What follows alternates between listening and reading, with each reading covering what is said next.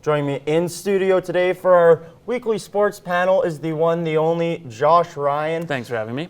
Josh, you know, it's been a little bit of a slow time for local sports in Lloydminster, but now starting the new year off, it's starting to really pick up. And one team that's back in action and has been for, I guess, this week was the Lloydminster Bobcats. Unfortunately, didn't quite get the results that they would have hoped for. No, I mean, you can kind of count their entire season in that category of not getting the results they were looking for. Their last win coming on December 13th.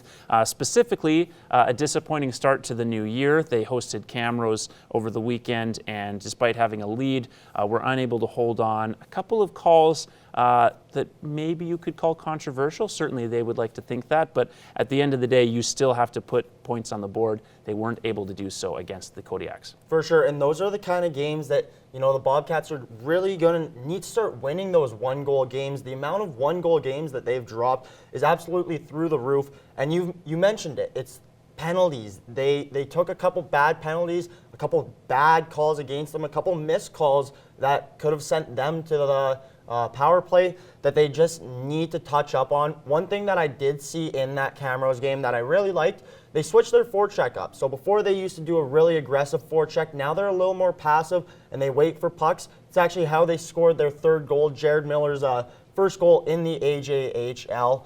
So I do like that, and I think they are taking steps in the right direction. The only thing is, you know, how soon is that, you know, are those steps going to really come into play?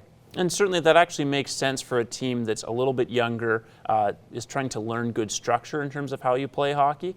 So being a little more conservative actually makes sense to trying to get a solid defensive foundation rather than being risky when you have the athletes and the experienced athletes to maybe be risky.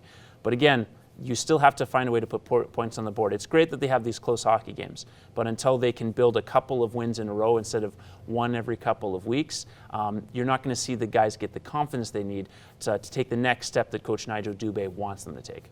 For sure. You know, like we've mentioned it throughout the whole season. It's a learning curve. It's a process.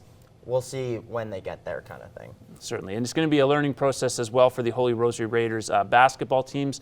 Men's basketball learned a few tough lessons themselves over the weekend. Yeah, for sure. They traveled down south to Wyoming. You know, most teams, most schools, when you hear they're going down south, it's to Calgary or maybe Lethbridge. But traveling a couple states down south, and you know, in the U.S. there is some top tier ballers down there. Unfortunately, Holy Rosary did go 0-3. They had a couple tournament all-stars, so there were bright spots throughout this break. Just unfortunately couldn't pull those wins together there. And again, in that situation, they're not necessarily looking for wins.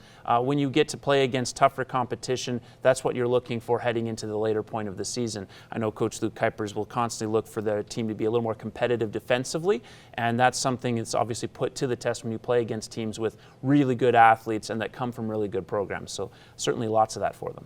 And there's actually going to be more basketball teams coming into play, I guess, in this upcoming weekend with the Lakeland Rustlers back in action, kicking it off.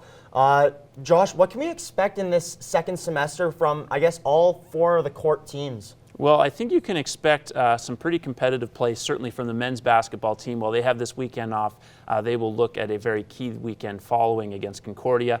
They're obviously in a tie situation for that fourth and final playoff spot. Women's basketball wanting to hang on to their top seed against Keano. That'll be a tough matchup as well. But for volleyball, a little more immediate. They open their home season again on Saturday against the Concordia Thunder. When you have the women's matchup, it's not one that they can sleep on because the Thunder are a little bit improved, but it's still a matchup that they're favored in.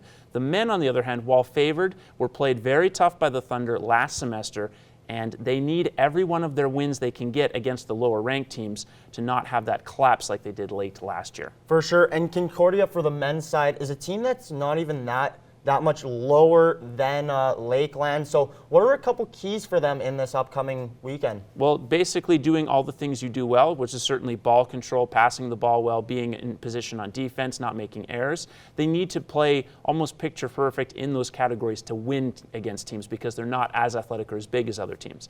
The other thing will be really putting pressure on the block on the right side for the Concordia Thunder. And chisel their way through a few kills, hit smart shots. Again, setting choices will help that for sure. Well, I guess we'll see if those picture-perfect plays can come to fruition.